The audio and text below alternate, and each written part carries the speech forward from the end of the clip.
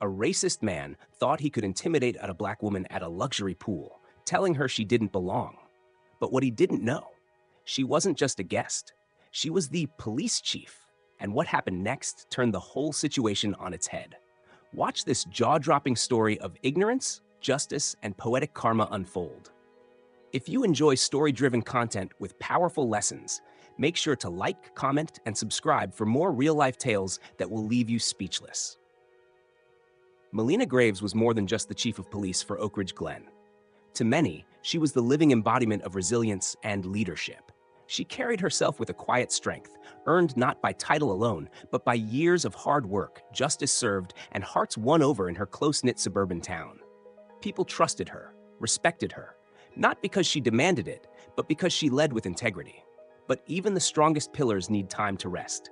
For Melina, Sundays were sacred, not because of religion or tradition, but because they were hers. A single day carved out from the chaos of public service and the endless demands of the badge she wore. A day to unplug from the politics, the patrols, the public appearances, and reconnect with something far more important, herself. This particular Sunday morning had started just right. The early rays of the sun filtered gently through the curtains of her kitchen as she prepared a simple breakfast: eggs, toast, and a squeeze of orange juice. Then, with deliberate care, she packed a canvas tote with her essentials. A thick, well-worn novel she'd been trying to finish for weeks, a chilled bottle of lemon water, her phone switched to silent mode, and a bright yellow towel she'd owned since her academy graduation. A little sun, a quiet place, and the freedom to just be. That's all she wanted. The community pool in Oak Ridge Glen sat nestled between the neighborhood walking trails and a grove of blooming crepe myrtle trees. It wasn't flashy or oversized, just simple, serene, and clean. A place designed with families in mind, where life slowed down just enough to be appreciated. It had become something of a sanctuary for Melina. She remembered the first town hall meeting where the pool was proposed, and how she'd offered input on both the safety design and the hiring of trained lifeguards. She'd even spoken at its ribbon-cutting ceremony a decade ago. Today, the pool was buzzing gently with life. Children squealed with laughter in the shallow end, their colorful floaties bouncing with every splash. Parents sipped iced drinks under umbrellas, quietly trading gossip and weekend plans. A couple of teenagers played music softly from a speaker tucked into the corner. The hum of the day was soothing, a low, pleasant background melody to her much-anticipated afternoon. Melina walked in, nodded to the lifeguard, whom she recognized as Aaron, a high school senior she'd helped mentor through the town's youth program, and made her way to her favorite chair. It was slightly off to the side, with just enough sun to warm her legs, but still shaded enough to keep her book from glaring. She settled in, took a sip of her lemon water, and opened the novel. Her shoulders finally dropped. It was the first moment all week that she wasn't being called Chief. Here by the pool, she was simply Melina, a woman seeking peace just like everyone else. But peace, as she'd learned throughout her life, could be a fragile thing, especially when you looked like her, especially when people let their fears speak louder than facts. She didn't know it yet, but her peaceful afternoon was about to become a lesson for the neighborhood, for a stranger, and even for herself. The day had unfolded just as Melina hoped, quiet, warm, and free of obligations. She had nearly lost herself in the pages of her novel, caught between the world of fiction and the sun-dappled reality around her, when the unmistakable sound of sharp, deliberate footsteps on the concrete snapped her attention back. She looked up. A man stood over her, unfamiliar, mid-50s, with neatly combed gray hair, sunglasses perched on his head, and an expression that hovered somewhere between suspicion and indignation. In one hand, he clutched a clipboard and a set of keys that jingled lightly. He looked as though he had appointed himself the neighborhood's unofficial gatekeeper. "You can't be here," he said flatly, as if reading from a rule book only he had written. "This pool is for residents only." Melina blinked slowly, adjusting her sunglasses to get a better look at the man's face. His tone carried no courtesy, no concern, just an assumption. An assumption that she was in the wrong, that her presence needed explaining, that her enjoyment of this shared space was a violation. "I am a resident," she said, her voice calm but firm. There was no need to escalate. She dealt with far more confrontational individuals in her line of work. This man was a mere annoyance, at least for now. The man didn't back down. Instead, he took a step closer and gave a small, smug smile, the kind that people wear when they believe they've caught someone red-handed. "Really?" he said, eyebrows raised. "I've never seen you here before. I just moved in last month, and I've been coming every weekend. I know who lives here." Melina slowly closed her book and placed it on her lap. The weight of her gaze settled on him like a challenge. "I've lived in Oak Ridge Glen for over 11 years, she said evenly. 3 blocks from here, in the blue house on Willow Lane. I've swam in this pool more times than I can count. Maybe you just haven't been looking closely." The man didn't flinch. Instead, he leaned into his role. "Well, we take our community rules seriously. You'll need to show some proof. If you can't, I'm calling the security team." To someone else, it might have been an absurd interaction. But to Melina, this was a scene she knew all too well. The entitlement in his tone wasn't new. The need to challenge her right to be in a space, without evidence of wrongdoing, only the evidence of her presence, was a narrative she'd seen play out more times than she cared to admit.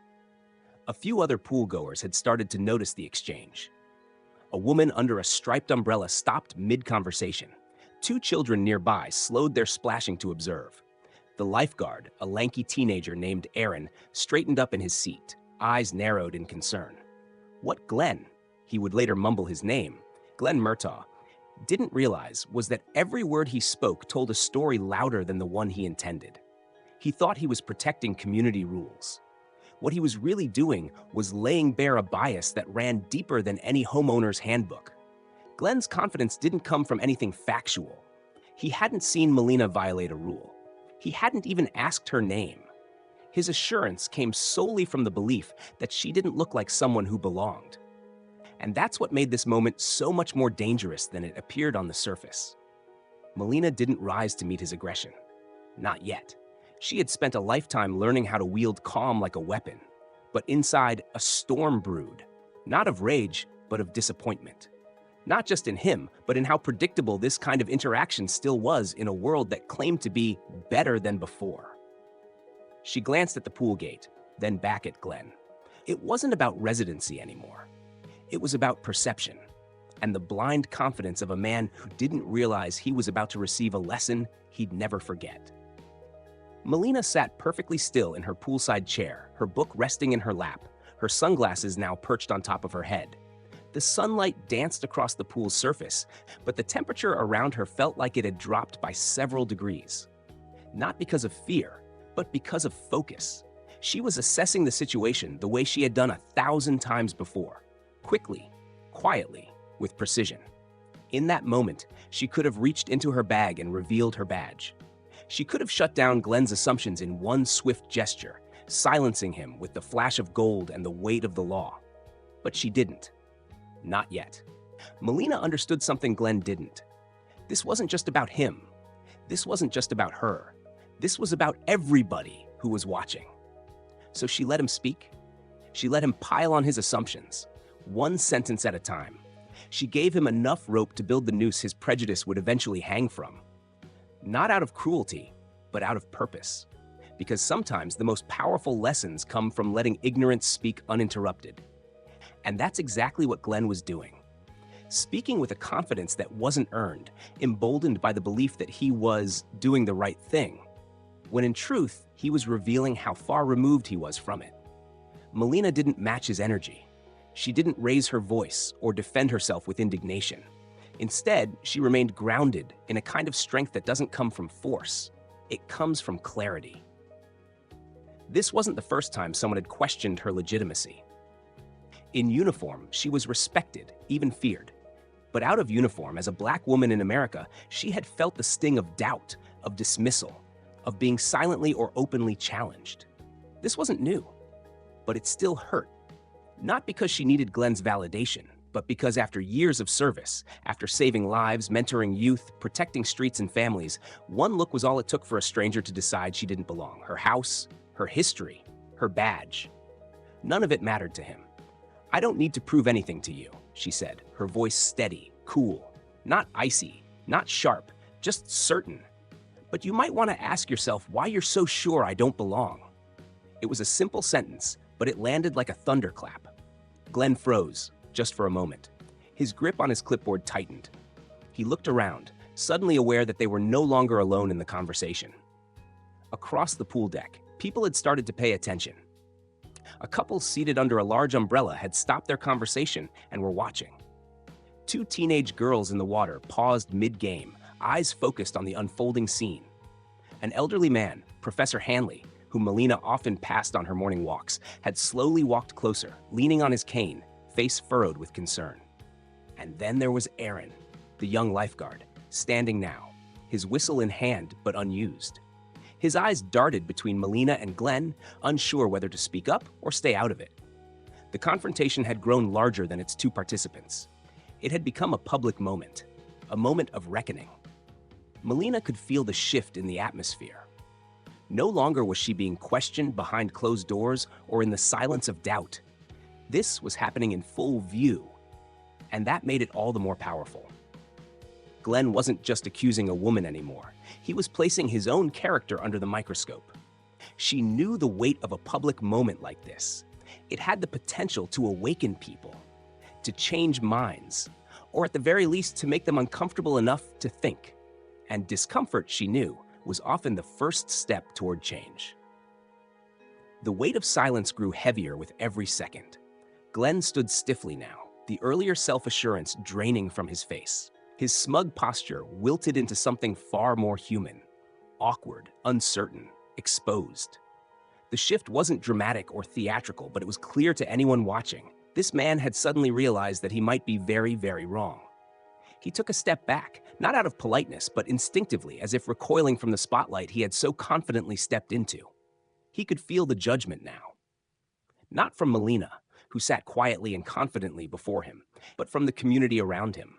The same people he had hoped would see him as a responsible resident were now watching him as something else entirely. A man who had made a dangerous assumption and acted on it. I didn't mean anything by it, Glenn muttered, the words tumbling out awkwardly. His face flushed pink, his eyes flickering toward the growing audience. Melina tilted her head slightly, watching him. Not with anger, but with the calm precision of someone who had seen this kind of unraveling before. She knew this wasn't just embarrassment Glenn was feeling. It was realization. The slow, creeping awareness that he had exposed something about himself he didn't even fully understand until now. "Oh, but you did," she said gently. Her voice wasn't cold or cutting. It was steady, clear, and firm. She reached into her tote bag without haste, moving deliberately, as though she had all the time in the world. She pulled out a simple black wallet, unzipped it, and flipped it open. The sunlight hit the badge just right. The golden emblem gleamed against the dark leather, official, undeniable, powerful. It wasn't just a symbol of authority. It was a symbol of truth.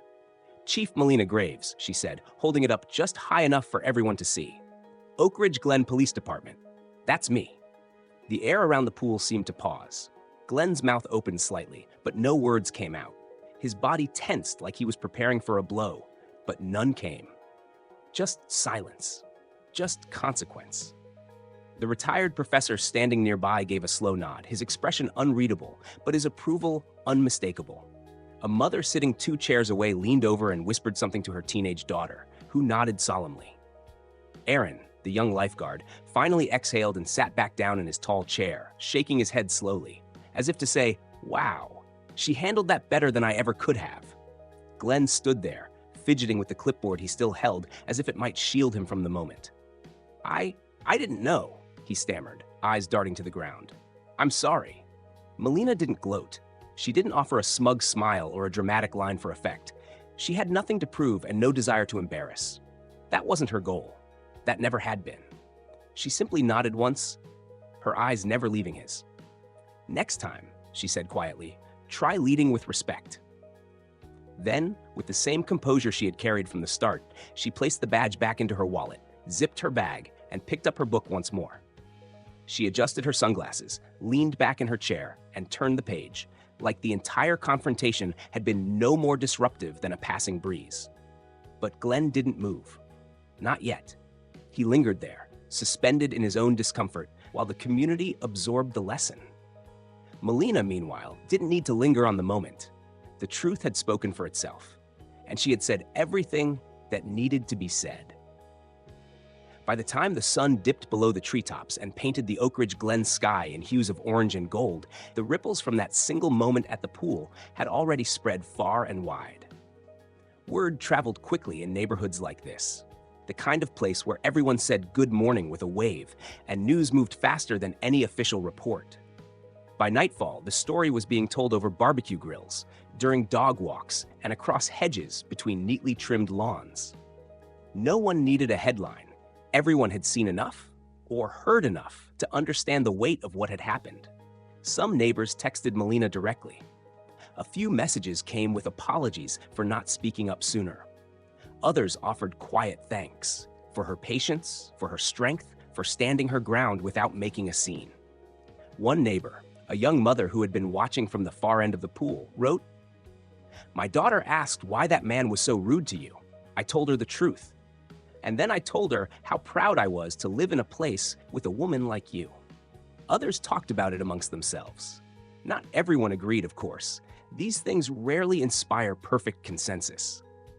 But even those who were silent during the moment now found themselves reflecting. Conversations that had long been avoided were finally happening, about bias, about authority, about what it means to truly belong. Aaron, the teenage lifeguard, had gone home that evening and told his parents everything. Over dinner, he admitted something that stuck with his father. "I thought I'd have to break up a fight," Aaron said. "But she didn't even raise her voice. I've never seen someone handle that kind of thing with so much control." His father nodded, then paused and asked quietly, "And how many people do you think wouldn't have stayed so calm?" It wasn't just about Glenn anymore. The real shift happened where no one could see it, in the hearts and minds of those who had witnessed the moment. The confrontation had become a reflection, and everyone who saw it had to examine what stared back at them. Some neighbors saw themselves in Glenn, and it made them uncomfortable. Not because they would have done the same thing, but because they realized how close they'd come to doing it in their own minds. Others felt shame for having stood by, uncertain, unsure of whether or how to step in. A few simply whispered admiration for how gracefully Melina had held her ground, never raising her voice, never stooping to insult, and yet leaving no doubt as to who had truly held power in that moment. As for Glenn, the man who had once marched across the pool deck with such certainty, according to his wife, he spent the entire evening sitting on their patio in silence, staring out into the backyard. No TV, no music, just stillness, reflection, regret. Melina, on the other hand, spent her evening differently. After dinner, she sat on her porch with a cup of tea, the night breeze cool against her skin. She wasn't angry. She didn't replay the confrontation in her head, didn't fantasize about what she could have said. Instead, she reflected. She thought about the exhaustion that came with always having to prove yourself, not in courtrooms or crime scenes, but in everyday places. In grocery store aisles, in book clubs, in quiet neighborhoods where your presence is questioned before your name is even known. She thought about all the people who had been accused, dismissed, or excluded in moments that were never witnessed. People who never got to pull out a badge. People who never got to say, "I belong." People who walked away hurt, humiliated, and unseen. And she hoped, deeply hoped, that this moment would do more than trend around the community for a few days. She hoped it would echo, not as a scandal, not as a source of gossip, but as a lesson. A lesson in assumption, a lesson in dignity, a lesson in how quiet strength can sometimes shake the loudest prejudice. The air was cooler now, the last light of day casting long shadows over the quiet streets of Oak Ridge Glen. Melina walked home slowly, her sandals brushing gently against the sidewalk, her tote bag slung over one shoulder. The echo of children's laughter still lingered faintly in the air, but the pool had grown quiet, just the soft lapping of water and the occasional hum of a porch light flickering on. She didn't walk with a sense of triumph. There was no internal celebration, no mental victory lap. She simply felt steady, rooted, present. The events of the afternoon played softly in her mind, not in the way painful memories often haunt, but as a gentle replay of truth. It had not been her first encounter with prejudice. it likely wouldn't be her last. But each one carried an opportunity, an invitation to educate without yelling, to correct without condemning, and to lead by example rather than ego. She knew her badge had ended the argument, but it wasn't the badge that held the real power. It was how she carried herself before revealing it. That was the lesson. Because the truth is, most people don't walk around with a badge. Most people don't get the luxury of flashing credentials to end confrontations. And yet, everyone deserves to be treated like they belong. That thought carried her through the quiet stretch of Oak Ridge Drive, where porch lights blinked like soft stars and wind chimes whispered in the breeze. She passed the professor's home, where the curtains were now drawn, but the porch light was still glowing. She imagined Glenn, still on his patio, staring into the dusk, replaying everything he said, perhaps realizing for the first time how deeply his assumptions ran. Change, Melina knew, doesn't arrive in one sweeping moment. It comes in ripples, just like the ones spreading across the pool earlier that day. Conversations would continue, some uncomfortable, some necessary, and maybe, just maybe, some transformative. She smiled softly to herself, not because she felt proud, but because she felt hopeful. What she hoped people would remember wasn't her title or the moment she revealed her authority. She hoped they remembered how she never raised her voice, how she held her ground with grace, how she made someone confront their bias not with rage, but with restraint. That's where the real power lived. Not in uniforms, not in titles, but in character. And if the community learned just one thing from that afternoon by the water, it would be this: power doesn't always shout. Sometimes it sits still, opens a book, and lets the truth speak for itself. If this story moved you, made you think, or opened your eyes to something deeper, don't forget to like, share, and subscribe. We tell powerful, real-life stories that speak to courage, dignity, and the human spirit. Your support helps these stories reach the people who need to hear them. Subscribe now for more stories that matter.